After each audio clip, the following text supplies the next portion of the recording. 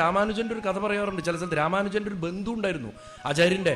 അവര് വളരെ ചെറുപ്പത്തിൽ ഒന്നിച്ച് കളിച്ച് വളരുകയും ഒരു ഗുരുനാഥൻ്റെ കീഴിൽ പഠിക്കുകയും ചെയ്തിട്ട് കുറേ വർഷങ്ങൾ അവർ തമ്മിൽ കണ്ടില്ല.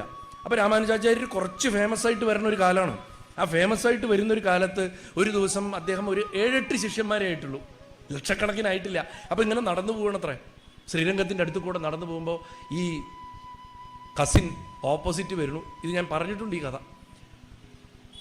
മുണ്ടിലൊരു ബ്ലഡ്, കയ്യിലൊക്കെ ബ്ലഡ് തുടച്ചിട്ട് വന്നിരിക്കും. അപ്പോൾ കണ്ട ഉടനെ തന്നെ ആദ്യം ഇങ്ങനെ കണ്ടു, ആ നീ എത്ര കാലമായി കണ്ടിട്ട് പറയുമ്പോൾ കയ്യിൽ രക്തം കണ്ടു. അയ്യോ എന്താ നിൻ്റെ കയ്യിൽ രക്തം എന്ന് ചോദിച്ചപ്പോൾ ഞാൻ വരണ വഴിക്ക് ഒരു പാമ്പിനെ കണ്ടു. ആ പാമ്പ് വേദന കൊണ്ട് പൊളയണു, അസല് വിഷസർപ്പം. ഞാൻ നോക്കിയപ്പോൾ അതിൻ്റെ വായിൽ ഒരു മുള്ള് തറച്ച് കയറിയിരിക്കുന്നു, അത് കാരണം അത് പടയായിരുന്നു എന്ന് പറഞ്ഞു. ആ സമയത്ത് രാമാനുജന് അത്യാവശ്യമായിട്ട് പെട്ടെന്ന് ഡിസ്ട്രാക്ഷൻ വന്നു. അപ്പം ഞാൻ പറഞ്ഞുകൊണ്ടിരിക്കും ആരെങ്കിലും അവിടെ ഇവിടെ പോയത് നിങ്ങൾ നോക്കില്ലേ, അതുപോലെ ഡിസ്ട്രാക്ഷൻ വന്നു. അദ്ദേഹം അവിടുന്ന് പോണ്ടി വന്നു. ഈ കസിനും അവിടുന്ന് പിരിഞ്ഞ് രണ്ടുപേരും 2 വഴിക്ക് പോയി. 27 കൊല്ലം കഴിഞ്ഞു. അതേ വഴിയുടെ അടുത്ത് വെച്ചിട്ട് ഇവർ വീണ്ടും കണ്ടുമുട്ടുകയാണ്. രാമാനുജൻ്റെ പുറകിൽ ആയിരക്കണക്കിന് ആൾക്കാരിങ്ങനെ വന്നുകൊണ്ടിരിക്കുകയാണ്. ശ്രീരംഗത്തേക്ക് പോവുകയാണ് ആചാര്യൻ.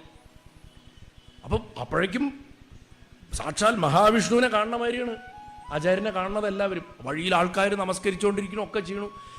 ഈ കസിൻ ദൂരത്തുനിന്ന് കണ്ടപ്പോഴേ നമസ്കരിച്ചിട്ട് എഴുന്നേറ്റ് വന്നാണ് അത്ര. വന്ന ഉടനെ രാമാനുജൻ ചോദിച്ചു അത്രേ, എന്നിട്ട്?